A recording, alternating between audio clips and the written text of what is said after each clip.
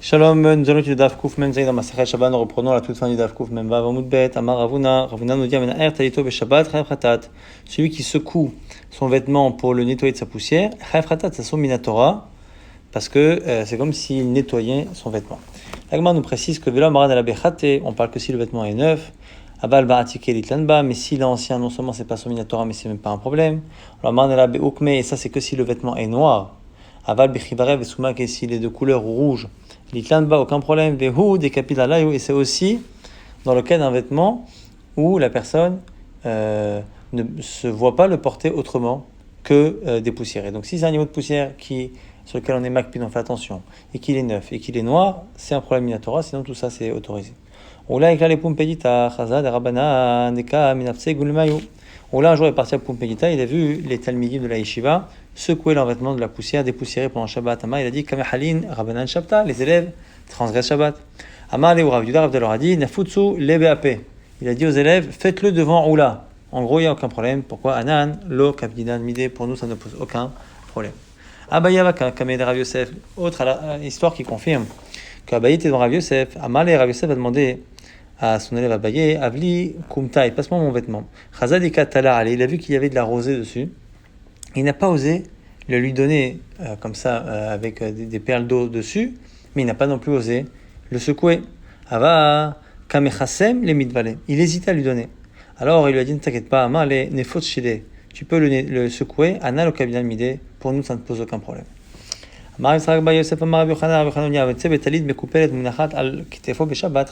problème par rapport à Otsa'a, celui qui prend un vêtement, un talit, donc un vêtement supérieur comme ça, mais qui est plié, pas porté, mais qui est plié et posé sur l'épaule, eh bien il porte. Et donc c'est Chayav Chatat, ça soit Minatora. On confirme qu'une braïta Tanya Meachi, Socharek, Soutayotzim, Metalitot, Mekupalot, Munachot, Al-Ktefan, Beshabbat, Chayim Chatat, ceux qui vendent des vêtements et qui se promènent avec les vêtements qu'ils vendent pliés et posés sur l'épaule, ça soit Minatora. Et là aussi, à chaque fois, on a toujours cette logique de dire que ce n'est pas que ces vendeurs-là, c'est tout celui qui porte de cette manière, mais on a parlé simplement Bederech Rové. On a parlé de ceux qui ont l'habitude de le faire et qui, du coup, rendent cette action-là une action de porter, parce que c'est leur manière à eux de porter habituelle. Et l'eau, et pas que ceux qui vendent des vêtements, et la koladam, et la shedarkan, shel mochin, la sedbekar. C'est pas que eux, mais simplement on a parlé de ceux qui ont justement cette habitude. La suite de la braïta, un commerçant qui sort avec de l'argent qui est attaché comme ça, une sorte de baluchon, Chayav Chatat. Et c'est Chayav Chatat, c'est son Minatora, vélo Chenvani Milvad, et pas que le Chenvani évidemment. Et là, Koladam, et là, chez l'Arko chez Chenvani, la Tzedkar, c'est simplement que c'est le derer de le faire, donc on a parlé des derer Rové de manière générale, et en plus, on a parlé de ceux qui font en sorte que même pour tous les autres, ça s'appelle une manière de porter, et donc c'est Chayav Chatat. Ve Aratanin, Yotzim, Besoudarim, Sha'aktefan, les gens de la ville là-bas de Ratanim, sortent bien, avec le soudar qu'il y a sur leurs épaules, Velo Baratanim Milvan, la Koladam, et la Shedarkan Sheratanim, la Tzed Bekar. Comme là, c'est le moyen de s'habiller, et bien eux, ça devient autorisé, et finalement pas que eux, pour tout le monde, puisqu'il existe une ville où les gens s'habillent en pliant finalement un vêtement et le posant sur les épaules. Amar Abiuda Masebe Orkenos, Benosh Rabbi Elazar ben Orkenos, Abiuda nous rapporte l'histoire de Orkenos, le fils de Rabbi Elazar ben Orkenos. Chez Assav et Souda, chez Aktefo, mais Shabbat est sorti avec donc un vêtement sur ce vêtement pendant Shabbat. Et là, chez Nima Krocha, lo Bezbaum, il y avait un fil qui pendait et il l'attachait à son doigt pour ne pas être amené à le porter s'il tombe. Donc Shabbat, avant l'Ifnei Chachamim, un brolo afilou Nima Krocha, lo Bezbaum, lorsque Chachamim ont su ça, ils l'ont dit il n'y a même pas besoin d'attacher un fil à son doigt. Et la Gemara nous donne à la le nom de Rav Nachman bar Abriza. Mishmei de Rav Chiza, toujours au nom de Rav Chiza, Alacha, Afapish, Enima Krocha, lo Bezbaum, l'Alacha est que même si il n'a pas un fil attaché à son doigt.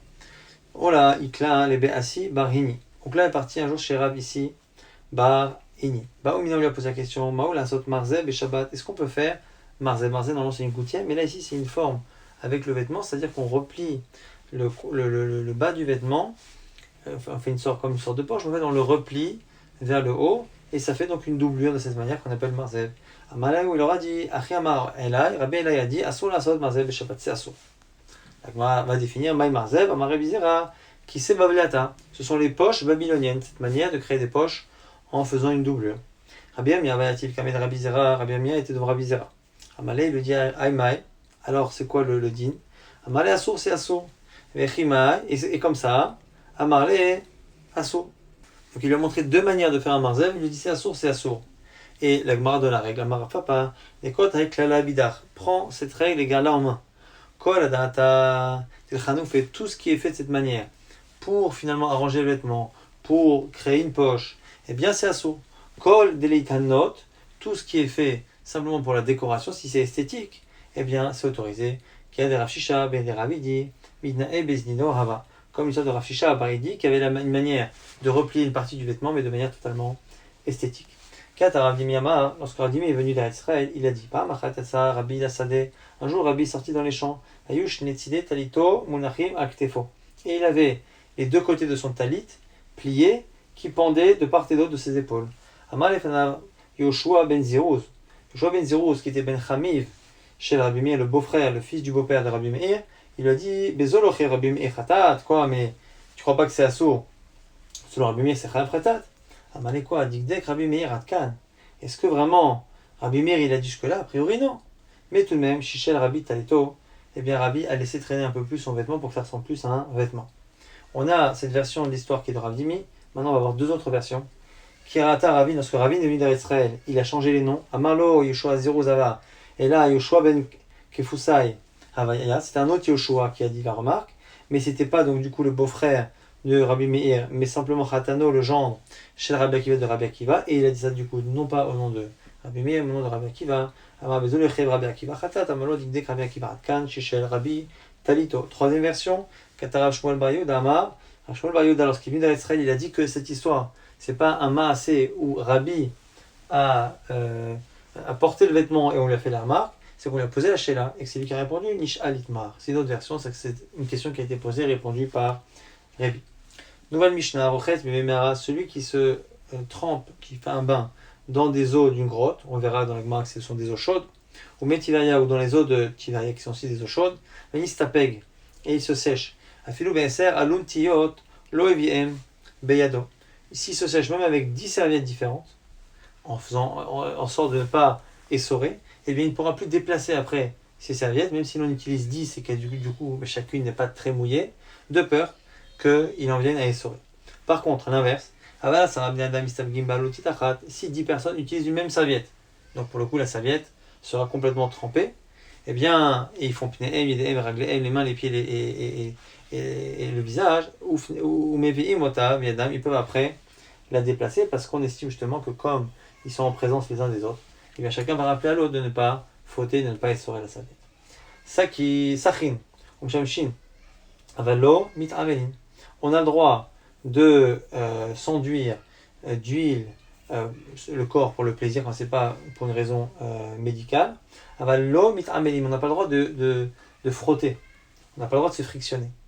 Velo mit garin, et on n'a pas le droit de se gratter la peau. À l'époque, ils prenaient des brosses comme ça, même en partie en fer, et ils frottaient comme ça le corps, souvent les pieds. On n'a pas le droit de le faire pendant Shabbat. Et Yordin, les Kourdima, on n'a pas le droit de se tremper, de descendre dans le fleuve qu'on appelle Kourdima, on verra pourquoi.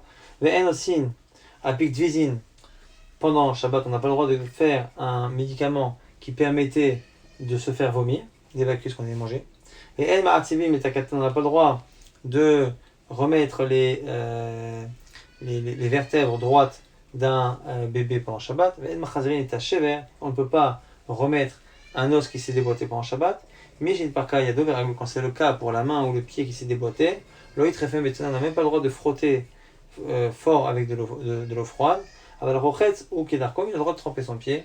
Mais il mitrapé, et si ça le guérit, encore une fois, tout ça pour un problème de réfoua. L'Agmara remarque qu'on a parlé des eaux d'une source, et qu'après on a parlé des eaux tivariat qui sont chaudes. Katem et Mara, et si on l'a mis à côté, c'est parce que ça ressemble d'Oumia des Metivaya. C'est pour nous dire que le Mara dont on parle, c'est des eaux chaudes. Et donc, Ma Metivaya Chamin, Af Mara Chamin. Et c'est marqué à Rochet, celui qui se trempe et qui se sèche. En disant celui qui se trempe, Mashma, que c'est parce qu'il s'est trempé mais qu'il n'a pas le droit de le faire avant. On ne dit pas il se trempe. Celui qui s'est trempé et qui s'est, comme s'il était déjà fait, mais on ne voulait pas cautionner. Donc, et donc ça nous apprend qu'on n'a pas le droit de se tremper dans des eaux chaudes. Mais ça a l'air d'être justement parce qu'on se trempe.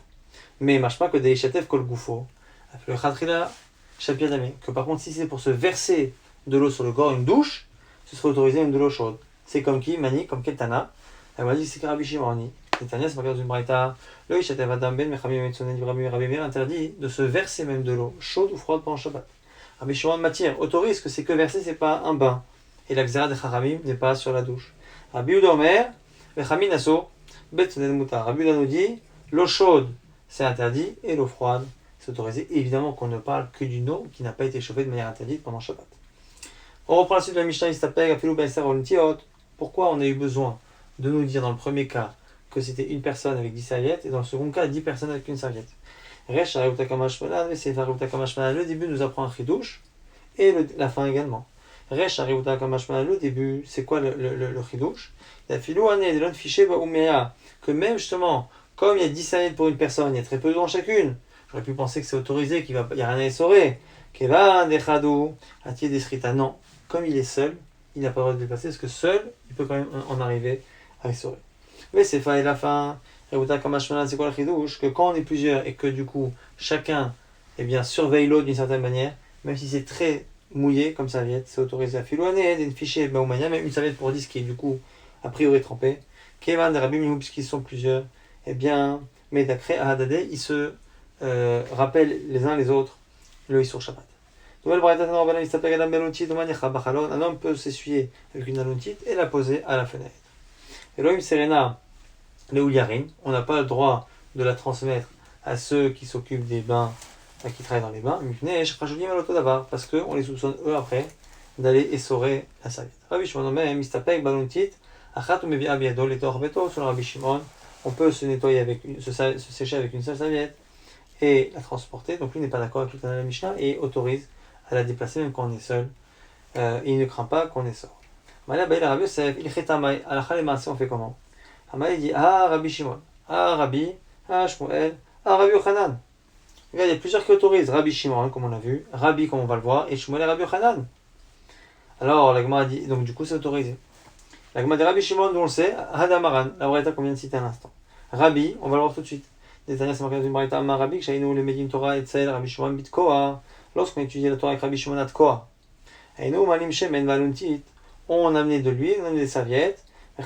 Les gagomigag, les karfef, du toit de la cour au toit, du toit à l'enclos, de telle sorte à arriver sans porter à l'endroit où on allait se baigner sans faire de transfert. Et donc on voit que, a priori, c'est autorisé même pour Rabbi. Shmuel, bon c'est pour Shmuel, il autorise, du coup, Shmuel, à emmener à la maison la serviette qu'on a utilisée pour se sécher. Rabbi Yochanan, dont on le sait, la Marabichia Baraba Rabbi Yochanan, Alacha, Mistapeg Adam Baloutit, Omevia, Beado, les Torbeto, les mêmes mots de Shmuel, on les retrouve dans la bouche de Rabbi Yochanan. Mi Amar Rabbi Yochanan, est-ce que Rabbi Yochanan a pu dire un truc pareil?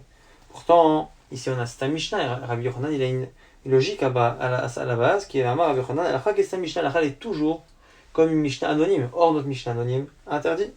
La Gemara a dit, et c'est marqué Tnan, Mistapeg, Filou Bessa Aluntit, Lo Yvem Biado. Même un homme avec 10 serviettes, il ne peut pas. Forcément que Rabbi Yochanan avait notre Mishnah, non pas comme une Mishnah anonyme, mais une Mishnah qui était enseignée au nom de Chachinai, et comme ce n'est pas anonyme, il ne s'est pas mis de dire que la n'était pas ainsi. Rabbi Yochanan nous dit toujours Aouyarim Mebi'im Balare Nashim le Bebane. Les Ouliarim, ceux qui travaillent dans les établissements de bain, peuvent apporter des serviettes pour les femmes. Ou Bilvan, Shit Kaseba Rosham, Veruban, mais à condition que quand ils les transportent, ils les portent comme des vêtements au-dessus d'eux, au-dessus de leur tête. Maintenant on dit Sranita. Sranita c'est une sorte de grand drap qu'on avait tendance à enrouler autour de la tête et autour des épaules. Les mata. Il faut en bas, au niveau du buste, les attacher avec des fils pour pas que ça tombe. Amar Rabbi Baraba, Amar Rabbi Yochanan, les mata minaktefaim, en bas des épaules. Amar Leu Rava, qui est venu Mechosa, Rava dit aux gens de sa ville à Mechosa, qui m'a amené tout mané, l'ivne chela. Lorsque vous apportez des vêtements pour les soldats, donc vous les transportez, charvi vous behou les matam yaktefaim, il faut les faire descendre en dessous des épaules, sinon ça s'appelle vraiment porter quelque chose sur les épaules. C'est un Mishnah qui avait dit que Sachin, ou Shamshim, qu'on a le droit de s'enduire avec de l'huile, Tanora Banan, on nous dit dans une braïta, Sachin, ou Shamshim, Beune Meraim et Shabbat, Bilvad, Shelui Ase Kedai Shosé Bechol. On a le droit de s'enduire au niveau du ventre pour les douleurs d'estomac, mais il ne faut pas le faire comme on le fait la semaine, pour pas que ce soit Ovda Dechol. La Gemara dit vite comment faire. Rabbi Chama Bachanina Amar Sar Vacharkar Memashmesh. Il propose de dire que d'abord on met l'huile et après on frotte, ce qui a l'air d'être l'inverse de ce qu'on fait la semaine. Rabbi Chana nous dit non, Sachum Shamesh Bevatachat. Le fait de faire les deux en même temps, on verse et on frotte. Le fait que ce soit en même temps, c'est un chinou qui permet d'éviter le problème de Ovda Dechol.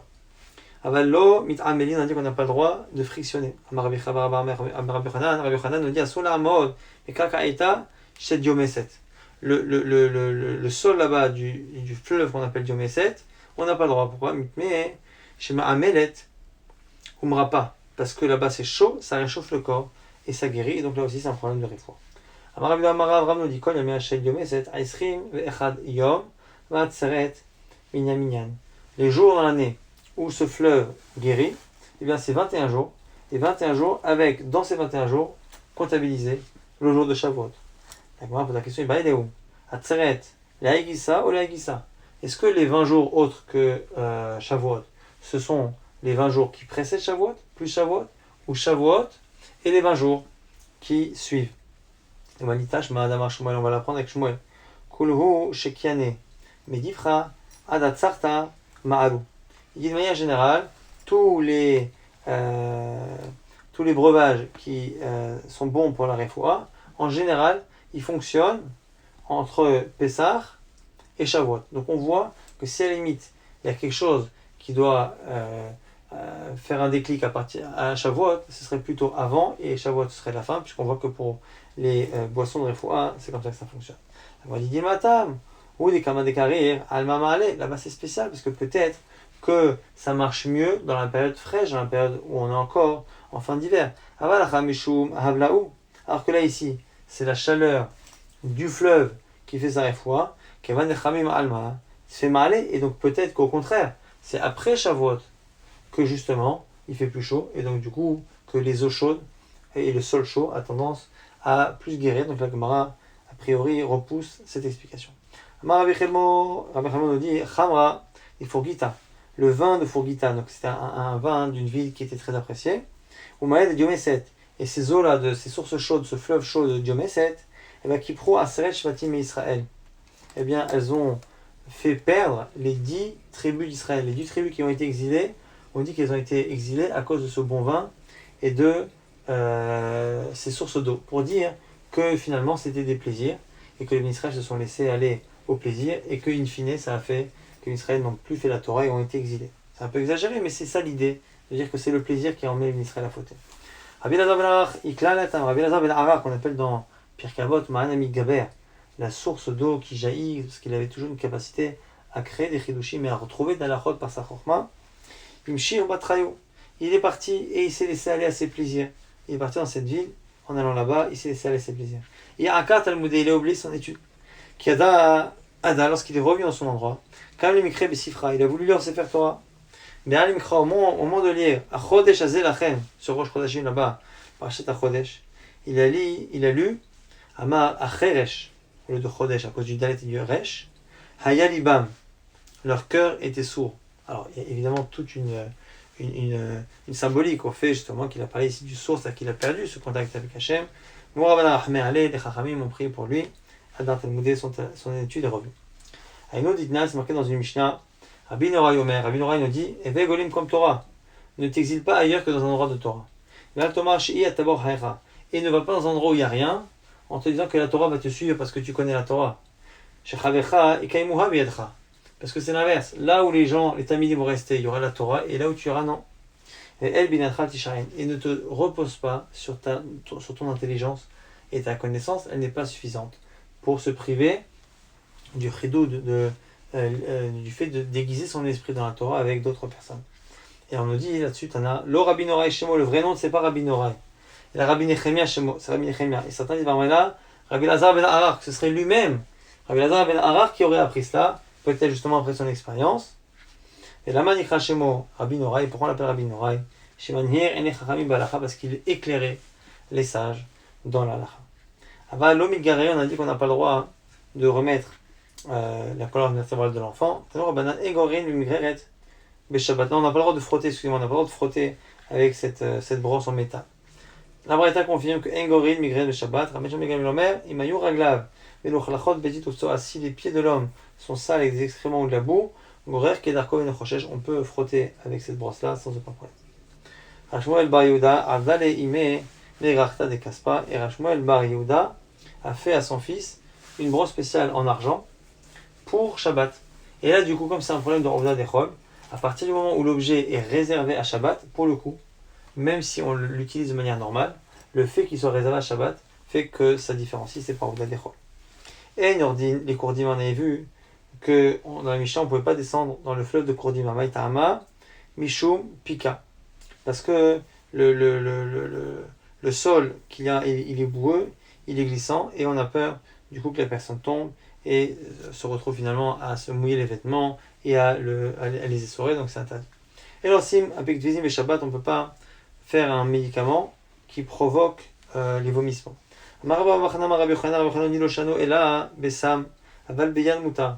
Là, l'interdit il est par rapport à un médicament, mais avec la main, mettre un doigt et vomir, ce n'est pas interdit pour un Shabbat.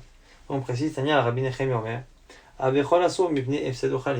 mais que finalement, ça c'est interdit par ailleurs, même la semaine, parce que on gâche de la nourriture. Alors là, ici, on parle non pas de quelqu'un qui vomit parce qu'il se sent mal, mais quelqu'un qui, de manière volontaire, veut manger beaucoup. Et pour manger beaucoup, il faut bien qu'il évacue ce qu'il mange en début de repas. Donc il mange, il vomit pour remanger, revomir, ainsi de suite. Ça, c'est le Sedochalim. Mais pour une autre raison, eh bien, ce ne serait pas assaut, et pas en Shabbat, c'est un assaut sous la forme d'un médicament. Et Matsimita Katan, on ne peut pas donc remettre les vertèbres de l'enfant. Amar, Rava Bachana Marabu Hanan, la poupée Inuka Beshabbat, Shapir Dame. On dit qu'on a le droit d'emmailloter un bébé, vraiment dans les premiers jours, pour remettre bien ses membres. On dit pourtant c'est marqué dans la Mishnah. Non, la Gemara dit Ata Bechum Reshidra, Nimir Zekebode. La différence qu'il y a de Gmerat Sevin là-bas, c'est quand on remet les vertèbres, c'est vraiment, on a l'impression de remettre la colonne vertébrale droite, et que c'est comme si on construisait. C'est pour ça que c'est assaut. Mais pour un bébé qui vient de naître, le fait simplement de l'emmailloter, c'est pas Mirze Kebone, et c'est la raison pour laquelle c'est moutard.